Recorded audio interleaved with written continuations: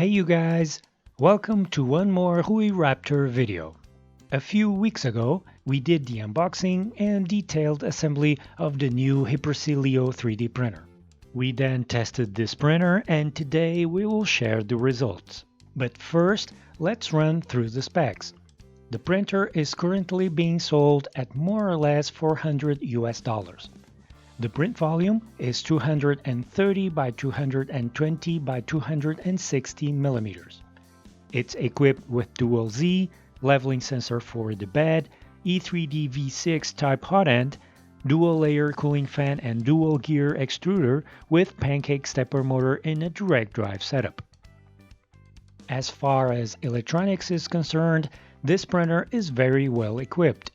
The board is only an 8-bit, but it's the F6 from Vase equipped with 4 TMC's 2130 working in SPI mode. And the power supply is a 24 volt and 14.6 amp from Meanwhile. The display is a big 4.3-inch color touchscreen. All the cables are well arranged inside as well as outside. There are no end stops on any of the axes because the drivers are all set to sensorless homing. The heat bed moves on 8 wheels and on a couple of 20 by 20 metal profiles installed far apart, giving good stability to the Y-axis. There are also no leveling knobs. The bed is fixed and the leveling is automatically done by the sensor. The bed includes several magnets at the bottom for the build plate. And the build plate is a steel sheet that you can print on both sides. The X gantry is also leveled automatically using the sensorless homing feature of the TMC drivers. The way it works is the gantry moves all the way up and each side hits the top bearing blocks at the top, and this way levels the gantry. The assembly is very easy and there is almost no manual calibrations needed. The mechanical adjustments needed are the wheel's grip with the eccentric nuts and the belt's tension. The X-axis belt can be easily adjusted with the belt tensioner located at the right side. And the Y-axis belt can be adjusted by pulling the Y stepper motor at the back. The rest is done with the display menus. The user interface is one of the most beautiful we have seen so far. In the main screen, we can control each layer cooling fan independently, load the file to print, and heat up the bed and nozzle to a set temperature. In the temp tab, we can heat up the bed and nozzle according to the filament type, or we can type in our own temperatures. It also has the cool down button where it turns off the bed and nozzle temperatures. In Utilities, we can load and unload the filament, type in the Z-axis offset, run the first layer calibration, extrude or retract filament manually, calibrate the Z-axis or run a PID calibration. In Settings, we can change the steps per millimeter on each axis, edit the PID values, load settings, store settings, and do a factory reset. The manual button displays a QR code to access the menu online. The system information button should display information, but in our case it does not. And the About Us displays the company name and website address. The options available in the menus are very useful, but to be perfect, we would like to see the following. The unload option pulls out the filament too slow, and sometimes the filament hardens and gets stuck. It would work better with a much faster unloading speed. In the manual extrude and retract menu, it's missing some length buttons. It would be very handy if we could choose to extrude or retract by steps of 1, 10, or even 100 mm steps to help with the extruder calibration, for example. There is no option to adjust the TMC driver output current values, and we think it would be great to have that option. The first thing to do after the power on is the calibration of the Z-axis. This will raise the gantry all the way up and hit the bearing blocks at the top. Next is the first layer calculate. This will make the printer run the auto level sequence and then print a pattern on the bed. While printing, we can raise or lower the Z and this way calibrate the Z offset. As we mentioned at the beginning, this printer is equipped with a leveling sensor. This sensor needs to be installed between 1 and 1.5 millimeters above the nozzle. If the sensor is installed above this height, it will crash into the bed when running the Z calibration.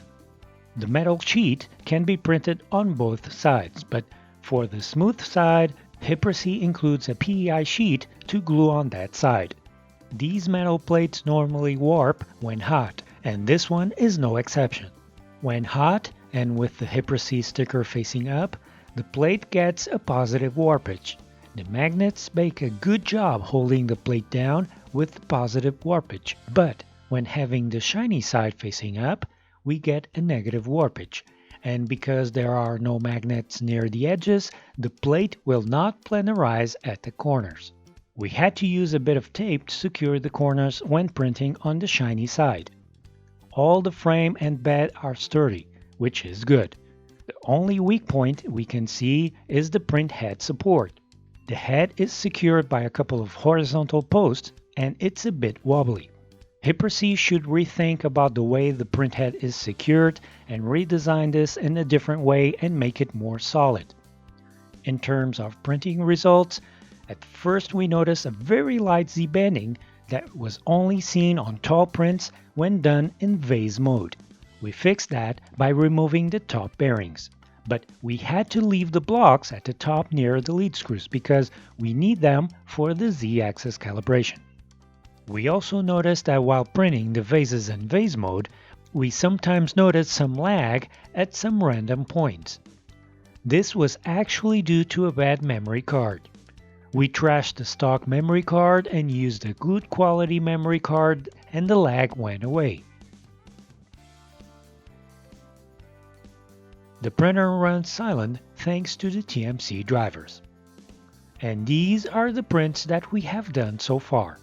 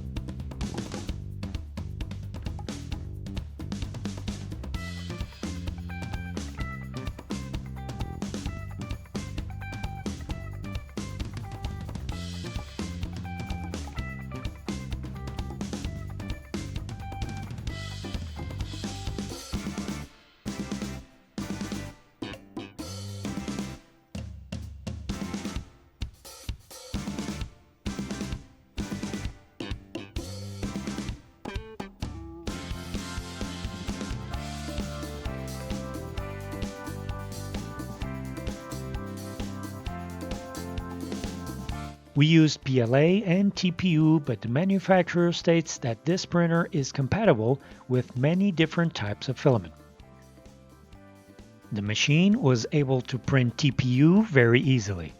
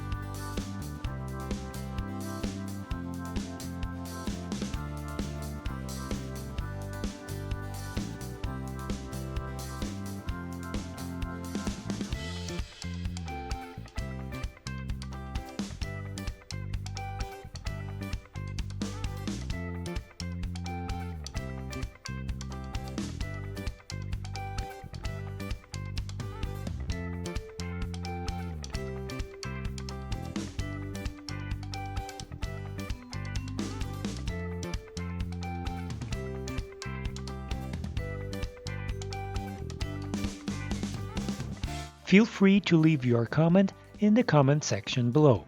Also, if you liked the video, please hit like, and if you are not a subscriber yet, don't forget to subscribe our channel. If you want to see more cool videos and wish to help the channel, you can using the affiliate links posted below in the video description or by entering our Patreon or with PayPal.